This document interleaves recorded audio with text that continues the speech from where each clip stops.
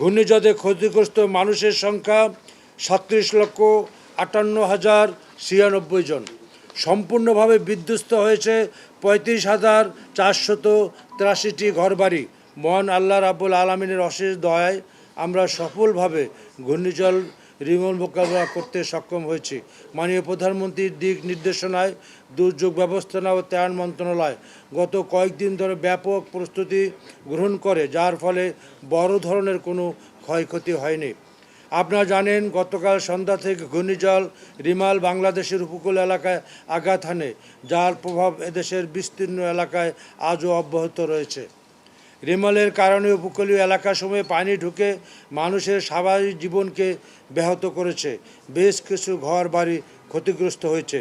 দেশব্যাপী বৃষ্টিপাত অব্যাহত থাকায় অনেক জায়গায় জলাবদ্ধতা সৃষ্টি হয়েছে। আমরা সরকারের সকল বিভাগের সঙ্গে সমন্বয় রেখে দুর্যোগপূর্ণ কার্যক্রম পরিচালনা করেছি। এখন দুর্যোগ পরবর্তী কর্মকাণ্ড চালিয়ে যাচ্ছি।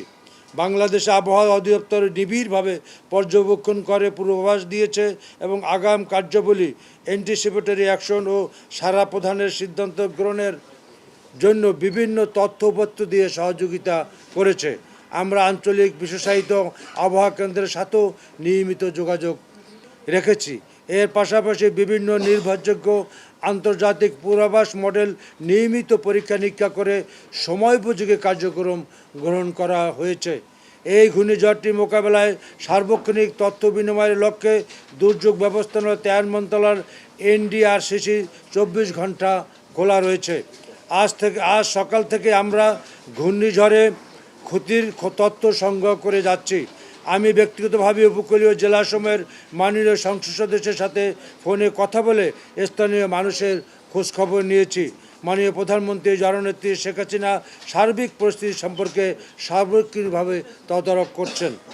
এ পর্যন্ত প্রাপ্ত তথ্য অনুযায়ী খুলনা, সাতক্ষীরা, বরিশাল, পটুয়াখালী, ভোলা ও চট্টগ্রামে মোট 10 জনের মৃত্যুর খবর পাওয়া গেছে।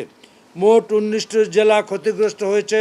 জেলাগুলি হচ্ছে খুলনা, সাতক্ষীরা, বাগেরহাট, ঝালকাঠি, বরিশাল, পটুয়াখালী, পিরোজপুর, বরগুনা, ভোলা, ফেনী, কক্সবাজার, চট্টগ্রাম, নোয়াখালী, লক্ষ্মীপুর, চাঁদপুর, নড়াইল, গোপালগঞ্জ, শরীয়তপুর এবং যশোর।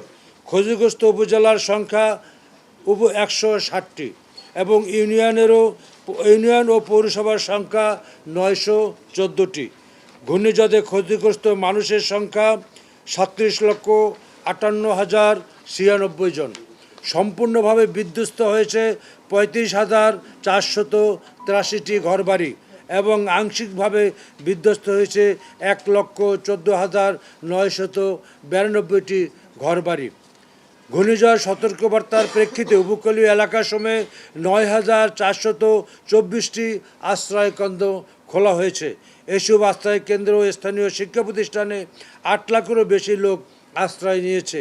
গরু, মহিষ, ছাগল, ভেড়াসহ আশ্রিত পশুর সংখ্যা 52,246টি। দুর্গত লোকজনকে চিকিৎসা দিতে মোট 1,471টি মেডিকেল টিম গঠন করা হয়েছে, যার মধ্যে চালু আছে 1,400 টিম।